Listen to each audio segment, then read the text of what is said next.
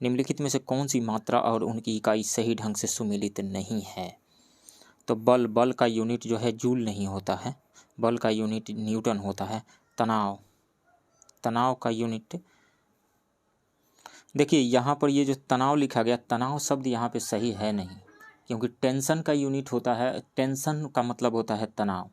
Tension एक force है, और जबकि प्रतिबल इसका नाम है। स्ट्रेस कहा जाता है, स्ट्रेस का प्रतिबल। तो यहाँ ट्रांसलेशन में गलती है। इनफैक्ट ये टेंशन नहीं दिया गया है, ये स्ट्रेस दिया गया है। तो स्ट्रेस क्या होता है? फोर्स पर यूनिट एरिया होता है, और उसको पास्कल हम कह सकते हैं। तो ये सही है। यदि इसको आप टेंशन मान लीजिएगा, तनाव का यदि इंग्लिश ट्रांसलेशन आप टेंशन मानते हैं, तो टेंशन एक फोर्स है, उसका यूनिट न्यूटन होगा। इसको टेंशन नहीं मानिए, स्ट्रेस मानिए, तो ये सही है। ठोस कोण सॉलिड एंगल का स्टेरेडियन होता है, ये सही है। इलेक्ट्रिक चार्ज का वोल्ट नहीं होता, इलेक्ट्रिक चार्ज का यूनिट होता है कूलम्ब, और वोल्ट किसका होता है? पोटेंशियल का या फिर पोटेंशियल डिफरेंस का। तो ये भी गलत है। तो ए और डी सही से सुमेलित नहीं है। सो राइट ऑप्शन ये हो जाएगा मोर देन 1। नेक्स्ट क्वेश्चन, तरल या गैसों के दबाव को मापने के लिए किस उपकरण का उपयोग किया जाता है? तो मैनोमीटर का उपयोग किया जाता है। मैनोमीटर, राइट ऑप्शन बी होगा। बैरोमीटर वायुमंडलीय दाब को मेजर करने के लिए, हाइग्रोमीटर आर्द्रता को मेजर करने के लिए, ह्यूमिडिटी को मेजर करने के लिए, और हाइड्रोमीटर तरल पदार्थों के सापेक्ष घनत्व को मापने के लिए इसका यूज किया जाता है, हाइड्रोमीटर का। नेक्स्ट क्वेश्चन, दी गई राशियों में कौन सी सदिश राशि नहीं है, यानी वेक्टर क्वांटिटी नहीं है? तो वेक्टर क्वांटिटी नहीं है मतलब स्केलर क्वांटिटी है। तो इसमें से कौन सा स्केलर क्वांटिटी है? तो विद्युत क्षेत्र जो है एक वेक्टर क्वांटिटी है। और यहाँ पर देखिए फिर इसका इंग्लिश ट्रांसलेशन गलत है। यहाँ पर इंग्लिश वाले वर्जन में एंगुलर मोमेंटम दिया गया है, ये इसको एंगुलर मोमेंटम आप मानिए, एंगुलर मोमेंटम। और ये रैखिक गति जो दिया गया है ये है आपको लीनियर मोमेंटम मानिए, इसको लीनियर मोमेंटम मानिए इसको। और ये मास तो है ही, कोणीय गति रैखिक गति ये नहीं। इंग्लिश का इसका होगा एंगुलर मोमेंटम और इसका होगा लीनियर मोमेंटम, आप ऐसे समझिए। तो एंगुलर मोमेंटम एक वेक्टर क्वांटिटी है, लीनियर मोमेंटम एक वेक्टर क्वांटिटी है, इलेक्ट्रिक फील्ड जो है एक वेक्टर क्वांटिटी है, लेकिन मास जो है वेक्टर क्वांटिटी नहीं है, स्केलर क्वांटिटी है। तो राइट ऑप्शन यहाँ पे सी होगा। नेक्स्ट क्वेश्चन, द्रव की मुक्त सतह से h गहराई पर स्थित बिंदु पर दाब निर्भर करता है, किस पे निर्भर करता है? तो जैसे मान लीजिए कि ये एक कंटेनर है, इसमें कोई फ्लूइड भरा हुआ है, तो कह रहा है कि ये मुक्त सरफेस है, यहाँ से h हाइट नीचे यहाँ पे प्रेशर जो होगा वो होगा, यहाँ पे मान लीजिए यदि P0 है प्रेशर यहाँ का P0, तो P इज इक्वल टू होगा P0 प्लस रो जी एच, ये होता है। तो अब देखिए ये किस पे निर्भर कर रहा है? गहराई पे तो निर्भर कर ही रहा है, यानी डेप्थ पे निर्भर कर रहा है। एच आया हुआ है, एच पे निर्भर कर रहा है। द्रव के घनत्व पर बिल्कुल, घनत्व डेंसिटी आया हुआ है, घनत्व पे निर्भर करता है, एच पे निर्भर करता है। श्यानता पे निर्भर क्या करता है? श्यानता पे निर्भर तो नहीं करता है। विस्कोसिटी का इससे प्रेशर से क्या लेना देना है यहाँ पे? तो ये तो गलत हो जाएगा। गुरुत्वीय त्वरण जी पे, जी आया हुआ है। तो जो फार्मूला में आएगा, फिजिक्स की यही खासियत है, यही खूबसूरती है कि फार्मूला ही हर चीज़ एक्सप्लेन कर देता है, हर चीज़ बता देता है। तो फार्मूला में रो जी एच आया हुआ है, तो इन्हीं तीनों चीज़ों पर डिपेंड करेगा। तो गुरुत्वीय त्वरण जी पे, तो 1, 2 एंड 4 सही है। 1, 2 एंड 4 राइट ऑप्शन सी है। नेक्स्ट क्वेश्चन, निम्नलिखित में से कौन सा कथन सत्य नहीं है? उच्च अपवर्तनांक वाले माध्यम में प्रकाश की गति अधिक होती है। अब देखिए ये होती है या नहीं होती है, ये जांच करने के लिए हमारे पास एक फॉर्मूला होता है, refractive index is equal to C by V होता है। C speed of light in vacuum और एयर, और वी है speed of light in a medium.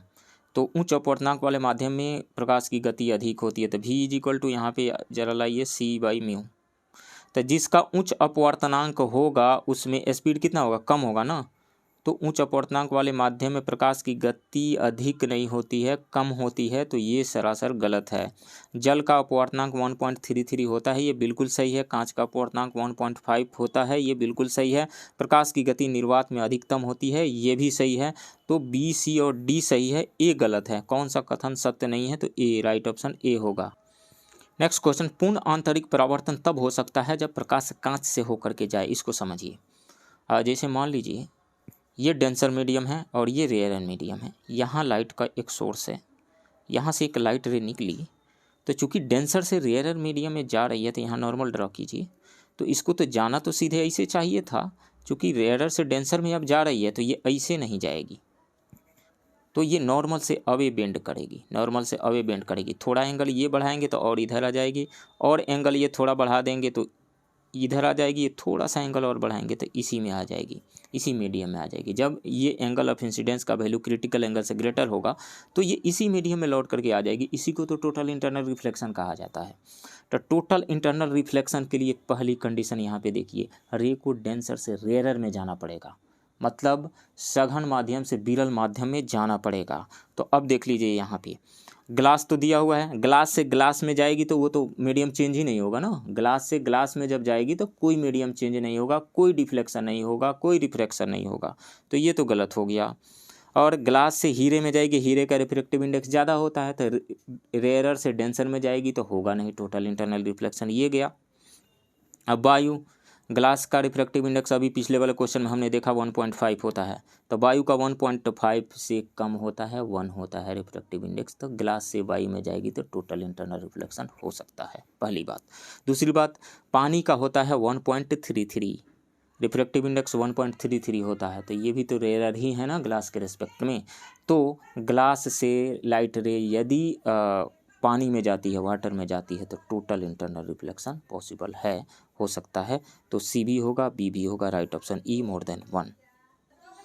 Next question, निम्नलिखित में कौन यांत्रिक तरंग का उदाहरण है, यानी मैकेनिकल वेव का उदाहरण। रिक्वायरमेंट ऑफ मीडियम के बेसिस पे वेव को दो टाइप्स में बांटा गया है, mechanical and non mechanical wave. Mechanical wave उस वेव को कहा जाता है जिसको एक जगह से दूसरी जगह जाने के लिए किसी मीडियम की ज़रूरत होती है, बिना मीडियम का एक जगह से वो दूसरी जगह नहीं जा सकते हैं। और नॉन मैकेनिकल वेव उस वेव को कहा जाता है जो बिना मीडियम का भी एक जगह से दूसरी जगह जा सकते हैं। मीडियम है तो भी जा सकते हैं, नहीं है तो भी जा सकते हैं। तो नॉन मैकेनिकल वेव के अंतर्गत आते हैं जितने भी इलेक्ट्रोमैग्नेटिक वेव है, जितने भी इलेक्ट्रोमैग्नेटिक स्पेक्ट्रम में जितने तरह के रेज, जितने तरह के वेव दिए गए हैं वो सभी नॉन मैकेनिकल वेव हैं।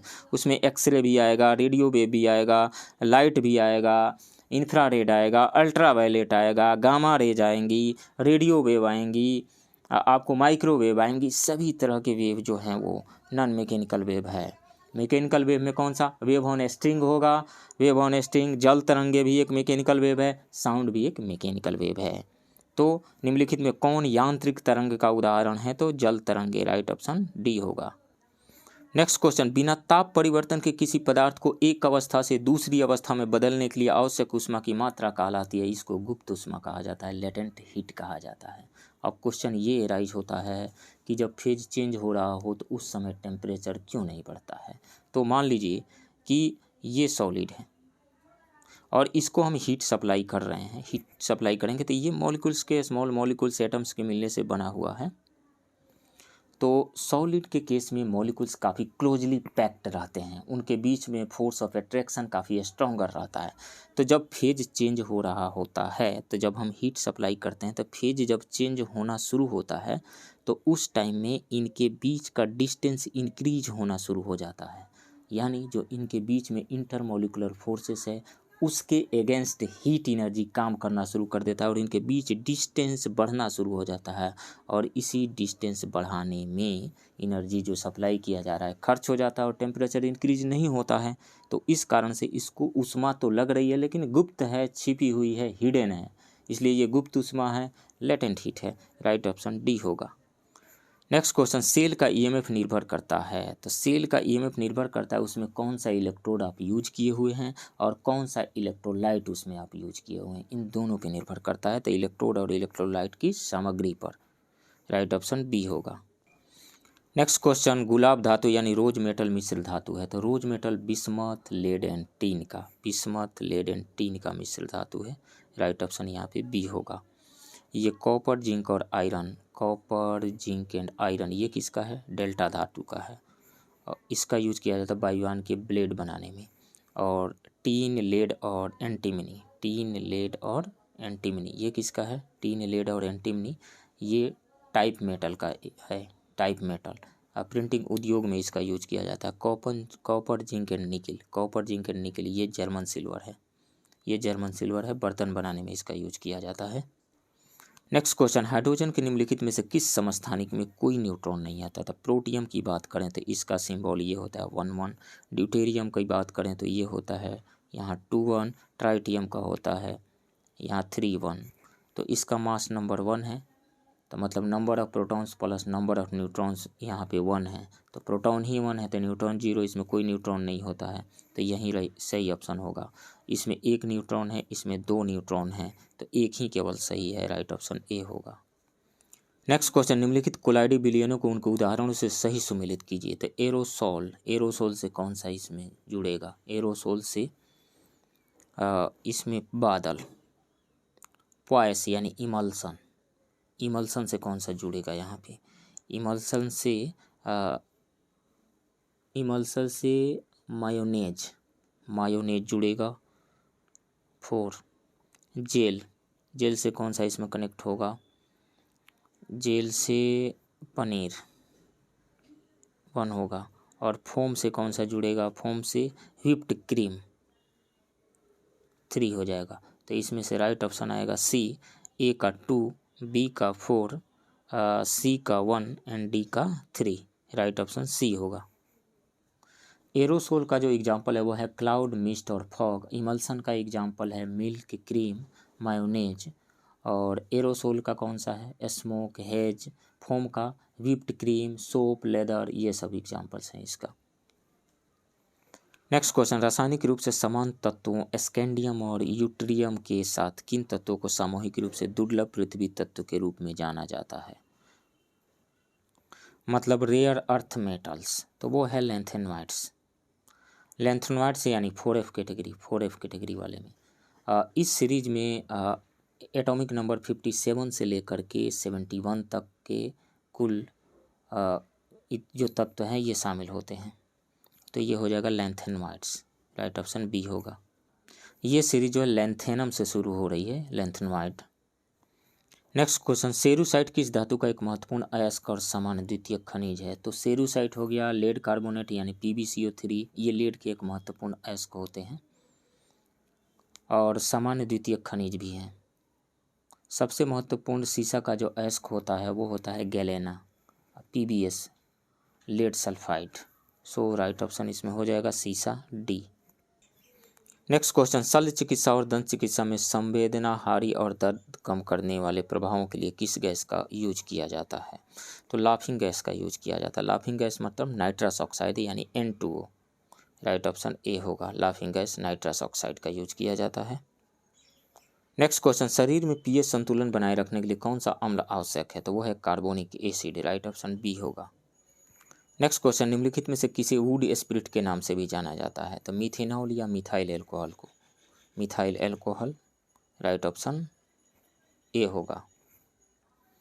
नेक्स्ट क्वेश्चन, यूरिया में नाइट्रोजन किस रूप में उपलब्ध होता है? तो यूरिया में नाइट्रोजन एमाइड के रूप में उपलब्ध होता है, राइट ऑप्शन सी होगा। नेक्स्ट क्वेश्चन, निम्न में से कौन सा विकल्प केवल उभयलिंगी जानवरों को दर्शाता है? तो वे जानवर जो नर और मादा दोनों प्रजनन अंगों को रखते हैं, ले जाते हैं, उन्हें उभयलिंगी जानवर हेमाफ्रोडाइट भी कहा जाता है। जो उदाहरण हैं इनके वो हैं केचुए, जोंक, starfish, flamingo, bottle nose, dolphin, whale, tapeworm, sponge आदि। तो इसमें से केचुआ, स्पंज और जोंक ये आते हैं उभयलिंगी जानवरों के कैटेगरी में, राइट ऑप्शन सी होगा। नेक्स्ट क्वेश्चन, विषाणु संक्रमण में एक कोशिका द्वारा उत्पन्न पदार्थ जो अन्य कोशिकाओं को आगे के संक्रमण से बचा सकता है वह है इंटरफेरॉन। इंटरफेरॉन एक प्राकृतिक पदार्थ जो शरीर की प्रतिरक्षा प्रणाली को संक्रमण और कैंसर जैसे अन्य रोगों से लड़ने में मदद करता है। शरीर में सफ़ेद रक्त कोशिकाओं यानी WBC और अन्य कोशिकाओं द्वारा इंटरफेरॉन बनाए जाते हैं, तो इंटरफेरॉन राइट ऑप्शन डी होगा। नेक्स्ट क्वेश्चन, पौधे की पत्तियों पर पड़ने वाली सौर ऊर्जा का लगभग कितना प्रतिशत प्रकाश संश्लेषण द्वारा रासायनिक ऊर्जा में परिवर्तित होता है? तो लगभग 2 से 10% तक, राइट ऑप्शन बी होगा। नेक्स्ट क्वेश्चन, निम्न में से कौन सा वायरल रोग नहीं है? तो मलेरिया जो है वायरल रोग नहीं है, मलेरिया वायरल रोग नहीं है। इसके अलावा सिफिलिस भी वायरल रोग नहीं है, सिफिलिस भी वायरल रोग नहीं है। हर्पीज और चेचक वायरस से होता है। मलेरिया प्रोटोजोआ से होता है और सिफिलिस जो है बैक्टीरिया से होता है। वायरस जनित जो रोग हैं चेचक, हर्पीज, इन्फ्लुएंजा, एड्स, खसरा, वायरल हेपेटाइटिस, ये सारी चीज़ें आती है। तो इसमें से दोनों जो हो जाएंगे वायरल डिजीज। कौन वायरल रोग नहीं है? तो मलेरिया और सिफिलिस नहीं है, राइट ऑप्शन ई होगा। नेक्स्ट क्वेश्चन, शकरकंद किसका रूपांतरण है? तो ये रूपांतरण है एडवेंटिशियस रूट यानी अपस्थानिक जड़ का, राइट ऑप्शन सी होगा। नेक्स्ट क्वेश्चन, पौधों की वृद्धि के लिए कौन सा आवश्यक तत्व नहीं है? तो पोटेशियम है, मैग्नीशियम भी है, कैल्शियम भी है, लेकिन सोडियम नहीं है, राइट ऑप्शन डी होगा। अधिकांश आवश्यक तत्व जो पौधे के लिए पोषक तत्व होते हैं मिट्टी से प्राप्त होते हैं। वे सभी समान रूप से महत्वपूर्ण नहीं है, लेकिन सभी पौधों की वृद्धि में भूमिका निभाते हैं। सबसे ज़्यादा ज़रूरत वाले तत्व है नाइट्रोजन है, फास्फोरस है, पोटेशियम है और सल्फर है। नेक्स्ट क्वेश्चन, विटामिन डी निम्नलिखित में से किस तत्व के अवशोषण में मदद करता है? तो विटामिन डी शरीर में कैल्शियम और फॉस्फेट की मात्रा को नियंत्रित करने में मदद करता है। कैल्शियम और मैग्नीशियम होगा यहाँ भी। हड्डियों, दांतों और मांसपेशियों को स्वस्थ रखने के लिए इन पोषक तत्वों की ज़रूरत होती है। तो कैल्शियम और मैग्नीशियम हो जाएगा यहाँ भी, राइट ऑप्शन डी होगा। नेक्स्ट क्वेश्चन, शरीर के दिए गए अंगों में कौन सा पित्त जमा करता है? तो वो है गॉल ब्लाडर यानी पित्ताशय, राइट ऑप्शन सी होगा। नेक्स्ट क्वेश्चन, रक्त समूह का वर्गीकरण किस आधार पर किया जाता है? तो एंटीजन और एंटीबॉडी के आधार पर किया जाता है, राइट ऑप्शन ए होगा। नेक्स्ट क्वेश्चन, हरे फलों को कृत्रिम रूप से पकाने में किस गैस का प्रयोग किया जाता है? तो वो है acetylene gas, right option D होगा। नेक्स्ट क्वेश्चन, फलों में मीठे स्वाद के लिए निम्नलिखित में से कौन जिम्मेदार है? तो वो है फ्रक्टोज। फ से फ्रूट, फ्र से फ्रक्टोज, राइट ऑप्शन ए होगा। नेक्स्ट क्वेश्चन, डीएनए के तंतु आपस में जुड़े होते हैं तो हाइड्रोजन बॉन्ड के द्वारा जुड़े हुए रहते हैं, राइट ऑप्शन डी होगा।